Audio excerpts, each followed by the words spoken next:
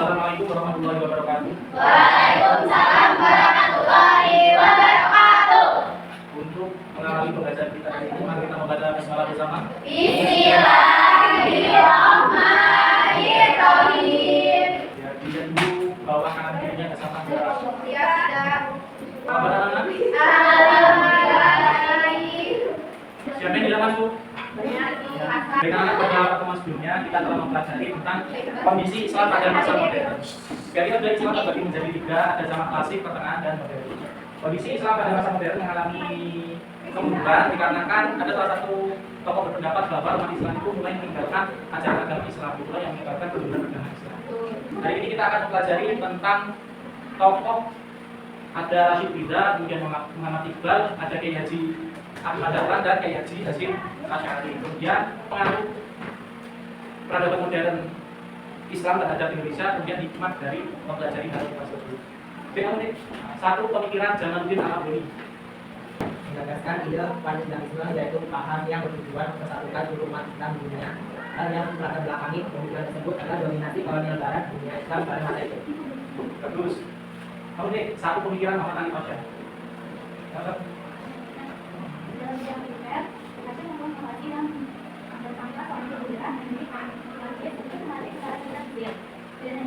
Pasti juga memiliki pelajaran baiknya untuk belajar pelajaran Hadis. Setelah lulus, mereka diminta untuk mengajar di sekolah Mesir.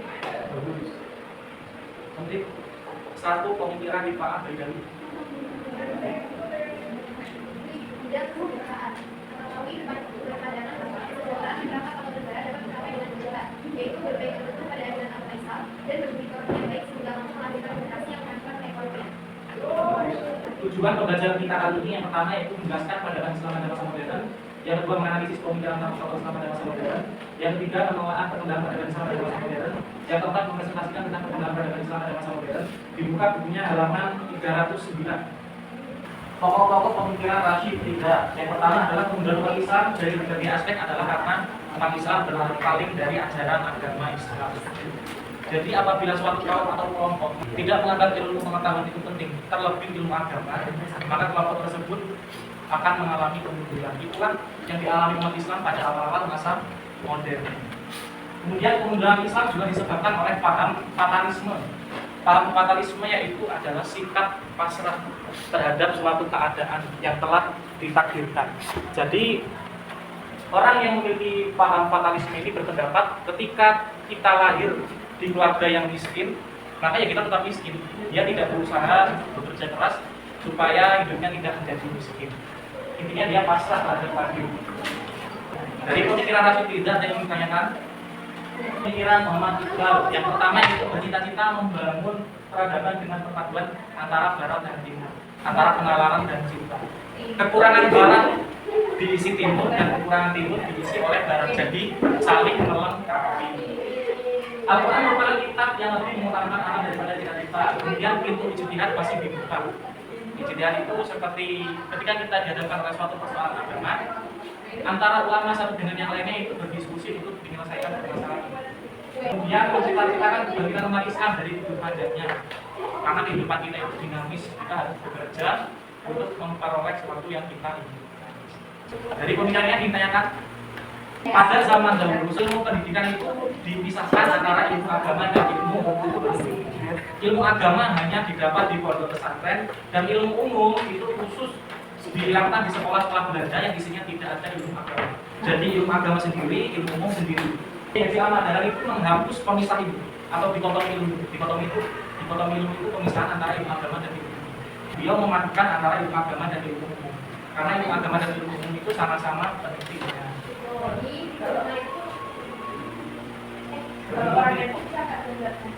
Kalau dilihat dari sejarahnya dia, kenapa alasan kok Muhammadiyah itu lebih maju dibandingkan NU? Yai Haji Ahmad Dahlan, beliau mengadopsi sistem pendidikan Barat. Dulu di NU itu sistem pendidikannya masih tradisional, hanya slogan, teman dan tahu kan slogan itu kalian melingkar, terus ada guru kita yang menjelaskan dan menjelaskan kurikulum.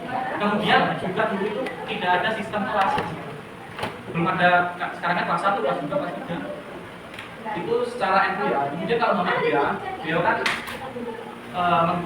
mengadopsi sistem pendidikan Barat yang tentunya lebih modern. Banyak papan tulis, meja, kursi itu karena beliau mengadopsi dari pendidikan barat. Ya, silakan kalian diskusikan dengan kelompok kalian. Kelompok 1, kelompok 2, ya. Kelompok sini membahas Kiai Haji Ahmad Dahlan dan sini Kiai Haji Hasyim Asy'ari.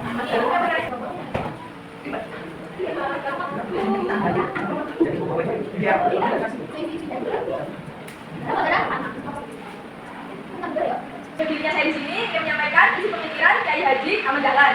Yang pertama yaitu penggabungan antara pelajaran agama dan pelajaran umum, dikarenakan pada zaman dahulu terjadi berbagai ilmu yang menyebabkan pemisahan antara pembelajaran agama dan pembelajaran umum, sehingga Kiai Haji Ahmad Dahlan tersebut menggabungkan dua pembelajaran itu karena sangat penting. Pengaruh Islam masa modern bagi Indonesia. Pada zaman dahulu kan Islam mengalami kemunduran itu dan Eropa mengalami kemajuan dari barat. Kemudian adanya kesadaran dari umat Islam untuk melakukan pembaruan Islam melawan penjajah yang didasari awalnya oleh pemikiran Jamaluddin Al-Afghani, yaitu tentang Islamisme, yaitu usaha untuk menyatukan Islam di seluruh dunia. Hal itu menjadi inspirasi bagi Indonesia untuk melawan penjajah. Dari materi yang disampaikan ada yang ditanyakan, hikmah belajar keagamaan Islam pada masa modern. Yang pertama, menguasai ilmu pengetahuan dan teknologi harus dilandasi oleh agama yang kokoh. Oleh karena itu tadi, antara ilmu agama dan ilmu umum itu sama-sama penting dan harus dijadikan satu. Dipadukan mengkaji Al-Quran, hadis dari ijtihad ulama sebagai fondasi membangun peradaban Islam yang rahmatan lil alamin. Jadi dalam hal apapun memang landasan hukumnya tetap Al-Quran, hadis dan ijtihad ulama. Itulah anak pembelajaran kita hari ini. Jika ada yang kurang jelas bisa ditanyakan. Penting. 1. Pemikiran Kiai Haji Hasyim Asy'ari.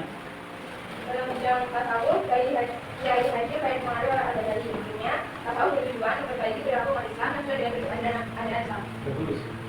Penting. 1. Pemikiran Kiai Haji Ahmad Dahlan. Pendidikan harus mencetak manusia yang berjuang nasionalisme dan patriotisme sehingga bersedia berjuang untuk tujuan bersama. Bagus. Bayu. 1. Pemikiran Rashid Ridha. Ilmu pengetahuan berbeda di satu Islam, yaitu dan sama-sama Islam. Bagus. Ada yang bisa menyimpulkan? Jadi hari ini kita telah mempelajari dimulai dari pemikiran tokoh-tokoh pendapat Islam dimulai dari yang ke-5 sampai yang ke-8. Kemudian pengaruh peradaban Islam pada masa modern bagi Indonesia dan juga hikmah belajar peradaban Islam pada masa modern. Kiai Haji Hasyim Asy'ari mendirikan organisasi Nahdlatul Ulama dan Kiai Haji Ahmad Dahlan mendirikan organisasi Muhammadiyah. Di antara pemikiran Kiai Haji Ahmad Dahlan yang pertama yaitu memadukan ataupun menggabungkan antara ilmu agama dan ilmu umum. Karena pada zaman dahulu pemerintah Belanda itu melakukan dikotomi ilmu, yaitu pemisahan antara ilmu agama dan ilmu umum.